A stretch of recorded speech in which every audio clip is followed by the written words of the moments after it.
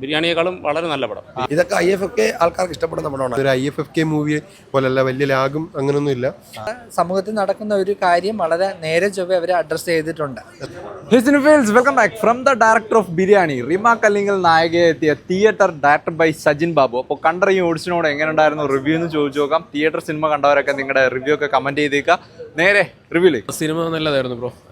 നമുക്കിപ്പോൾ നമ്മുടെ സമൂഹത്തിൽ നടന്നു വരുന്ന ക്രൗഡ് ഫണ്ടിങ്ങും കാര്യങ്ങളും അതിനെയൊക്കെ കുറച്ചും കൂടെ ഇലാബറേറ്റ് ചെയ്ത് എന്താണ് അതിൻ്റെ എന്താണ് അത് പ്രേക്ഷകർക്ക് മനസ്സിലാവുന്ന രീതിയിലൊക്കെ കാണിച്ചു കൊടുക്കുന്നുണ്ട്. നമ്മുടെ വിശ്വാസങ്ങളും അതെല്ലാം കൂടെ മെർജ് ചെയ്തിട്ടുള്ളൊരു ഇൻറ്റൻസ് ഡ്രാമ പരിപാടി തന്നെയാണ്. എന്തായാലും കണ്ടിരിക്കാൻ പറ്റുന്ന ഒരു സിനിമ തന്നെയാണ്. മ്യൂസിക്കും വിഷ്വൽസും സ്റ്റോറിയും സ്ക്രീൻ പ്ലേ എല്ലാം അടിപൊളിയായിരുന്നു. അത്യാവശ്യം നമുക്കങ്ങനെ വലിച്ചഴപ്പിക്കുന്ന രീതിയിലൊന്നും തോന്നിയില്ല. എൻഗേജിങ് ആയിട്ട് തന്നെ അവസാനം വരെ പോയി. പെർഫോമൻസും കാര്യങ്ങളൊക്കെ നന്നായിരുന്നു.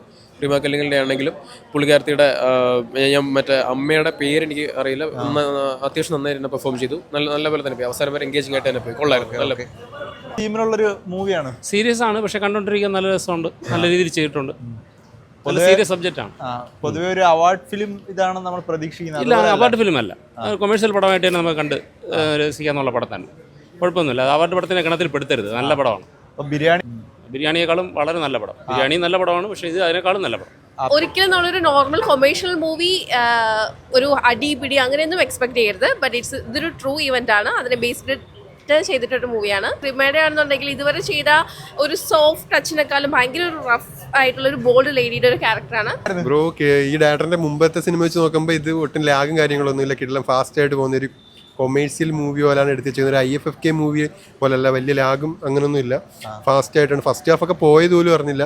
പെട്ടെന്നാണോ സെക്കൻഡ് ഹാഫിൽ മാത്രമേ ചെറിയ ഒരു ഡ്രാഗ് ഫീൽ ചെയ്തോളൂ.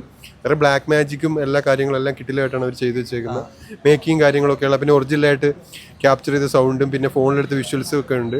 റീമയുടെ 22 ഫീമെയിൽ കോട്ടയത്തിന് ശേഷം റീമ കല്ലിങ്കലിന്റെ ഒരു ബെസ്റ്റ് പെർഫോമൻസ് ആയിട്ട് വേണമെങ്കിൽ പറയുന്നത്. തിയേറ്റർ എക്സ്പീരിയൻസ് തിയേറ്ററിൽ വന്ന് തന്നെ മാക്സിമം എല്ലാവരും എക്സ്പീരിയൻസ് ചെയ്യുക. അതിനുവേണ്ടിയുള്ള സംഭവങ്ങളൊക്കെ ഉണ്ട്. ജോണറൊക്കെ എങ്ങനെയാണ് പോകുന്നത്? ഒരു സീരിയസ് എല്ലാം സീരിയസ് ഒരു ഇതാണ്. ഒരു എന്തായിരുന്നു പറയണ്ടത്, സീരിയസ് സർവൈവൽ ആ ഒരു ടൈപ്പാണ്. തിയേറ്റർ കണ്ടിട്ട് എന്താ പറയുക, ഈ പടത്തിന്റെ ഡയറക്ടർ എന്ന് വെച്ചാൽ ഇതൊരു ഏപ്പട രീതിയിലാണ് ഈ പടം ചിത്രീകരിക്കുന്നത്. അങ്ങേരെ വിചാരം എന്ന് വെച്ചാൽ ഇത് ആൾക്കാർ ഏപ്പടം എന്ന് പറഞ്ഞാൽ വന്നാലേ ആൾക്കാരെ കാണുള്ളൂ. ഒരു ശരീരങ്ങളൊക്കെ എക്സ്പോസ് ചെയ്യുന്ന ആ ഒരു സംഭവങ്ങളൊന്നും അല്ല. അരമണിക്കൂർ അതും കാര്യങ്ങളും ഉണ്ടെങ്കിൽ അതിന് ശേഷം പടം വരുന്നത് വേറെ രീതിയിലാണ്. ഒരു അസുഖത്തിന്റെ ഒരു കാര്യങ്ങൾ ഇതൊക്കെ കൊണ്ടുവന്നിട്ട് ഇവരെല്ലാം ഇതിനു വേണ്ടി ഫണ്ട് റൈസ് ചെയ്ത് അതൊക്കെ ചെയ്ത് ഒരു മരിക്കാൻ പാടില്ല. ഒരു സീരിയസ് സബ്ജക്റ്റാണ് പടം. ഇതിന് ട്രൂ ഇൻസിഡന്റ് ആണ് പടം. ട്രൂ ഇൻസിഡന്റ് എടുക്കേണ്ട രീതിയുണ്ട്. ഇതിന് തന്നെ ഒരുപാട് അവർ ചെയ്യുന്നതെന്ന് വെച്ചാൽ ഈ റിവ്യൂസ് ചെയ്യുന്ന ആൾക്കാർ അവന്മാരെ പബ്ലിസിറ്റി കാണിക്കുന്നുണ്ട്. ഹോസ്പിറ്റലുകാർ അവർ വളർത്തിവിടുന്ന കാര്യങ്ങൾ, അങ്ങനെ ഒരുപാട് സംഭവങ്ങൾ കാണിക്കുന്നുണ്ട്. അവരെ അല്ല, ഒരാളുടെ ജീവനെ വെച്ച് അവർ തിയേറ്റർ വാച്ചിനുള്ള ഭയങ്കര ലാഗേജാണ്. നമ്മൾ ഉറങ്ങി ചത്തുപോകും. ആ ലെവലിലാണ് പടം വന്നിരിക്കുന്നത്. വേറെ ഒന്നുമല്ല. കാരണം നമുക്ക് അവസാനമൊക്കെ ഒറിജിനൽ സംഭവങ്ങളും കാര്യങ്ങളൊക്കെ ഇഷ്ടപ്പെട്ടവരും ഇഷ്ടപ്പെടാത്തവരുണ്ട്. ഇതൊക്കെ IFFK ആൾക്കാർക്ക് ഇഷ്ടപ്പെടുന്ന പടമാണ്. അല്ല തിയേറ്റർ വാച്ചിന് പറ്റിയൊരു പടമല്ല. ടോട്ടല് കണ്ടിരിക്കുക എന്നുള്ള സംഭവമുള്ളൂ. നാഗത്തിന് വേണ്ടിയിട്ടുള്ള പൂജിക്കുന്നതും മറ്റേ നാഗബലിയുടെ സംഭവങ്ങളൊക്കെ ഉണ്ടല്ലോ. മറ്റേ ഈ നമ്മൾ ഇതുവരെ കാണാത്തൊരു സ്റ്റോറിയൊക്കെ പക്ഷേ ഫാമിലിയൊക്കെ കാണാൻ പറ്റിയ സിനിമയല്ല. കുറച്ച് ഇതൊക്കെ ഉണ്ട്. അവാർഡ് സിനിമ പോലെയാണോ പോകുന്നത്? അവാർഡ് സിനിമ പോലെയൊക്കെ കുറേയൊക്കെ അവാർഡ് തന്നെ അതുപോലെ തന്നെ എടുത്തിട്ടുള്ളൂ. പക്ഷെ കഥയായിട്ട് അങ്ങനെയൊന്നുമില്ല. ഒരു കുട്ടനാടൻ ഗ്രാമത്തിലെ ഒരു സംഭവം എന്ന് പറഞ്ഞാൽ ഒരു കാവില് ഒരു സർപ്പത്തിനെ ആരാധിക്കുന്ന ഒരു അമ്മയും ഒരു മോളും. അഭിനയൊക്കെ എങ്ങനെയുണ്ട് റീമ കല്ലിങ്കൽ? കുഴപ്പമില്ല, അഭിനയം. ട്രെയിലറൊക്കെ കണ്ടപ്പം എക്സ്പെക്ട് ചെയ്തിരുന്ന സാധനം തന്നെയായിരുന്നു.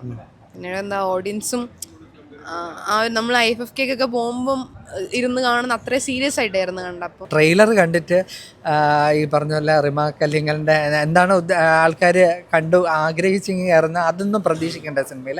പക്ഷേ സജിൻ ബാബുവിൻ്റെ വളരെ നല്ല സിനിമയെന്ന് വേണമെങ്കിൽ പറയാം. എന്ന് പറയുമ്പോൾ ഒരു സോഷ്യൽ ഇഷ്യൂ അഡ്രസ്സ് ചെയ്ത മൂവിയാണ്. നമുക്ക് വിശ്വാസമാകാം, അന്ധവിശ്വാസത്തിലൂടെ നമ്മൾ അധികം പോകാൻ പാടില്ല. പിന്നെ നമുക്ക് എന്തെങ്കിലും രോഗം വന്നാൽ നമ്മൾ മരുന്ന് തന്നെ കഴിക്കണം, അല്ലാതെ വിശ്വാസങ്ങളെ മുറുകെ പിടിച്ച് അതിൽ തന്നെ കയറിയിരിക്കാൻ പാടില്ല.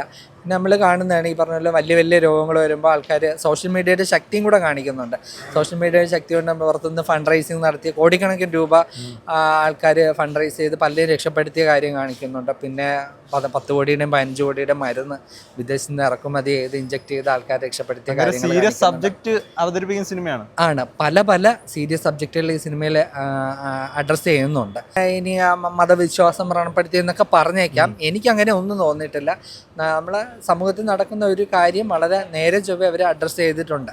റിമയുടെ ആക്ടിംഗ് ഒക്കെ എങ്ങനെയുണ്ട്? ഇതുവരെ കാണാത്തൊരു റിമയുടെ നന്നായിട്ട് അവർ ചെയ്തിട്ടുണ്ട്. എന്ന് പറയുമ്പോൾ 22 FK കഴിഞ്ഞാൽ അവരുടെ ഒരു ഏറ്റവും നല്ലൊരു കഥാപാത്രം എന്ന് തന്നെ പറയാം സിനിമ.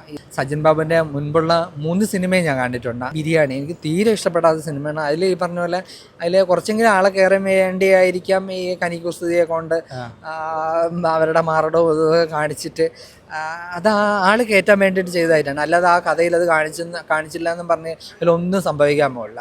ഈ സജിൻ ബാബുവിൻ്റെ തീരെ ഇഷ്ടപ്പെടാത്ത ഒരു ഫിലിമാണ് ഈ ബിരിയാണി എന്ന സിനിമ. ഈ കാണിച്ചതാണോ അതിലെ ബിരിയാണി ആൾക്കാർക്കുള്ള ബിരിയാണി വെച്ചിരുന്നതെന്ന് എനിക്ക് തോന്നിപ്പോകും. പക്ഷേ ഇത് ഈ പറഞ്ഞ പോലെ നല്ല സബ്ജക്റ്റാണ്.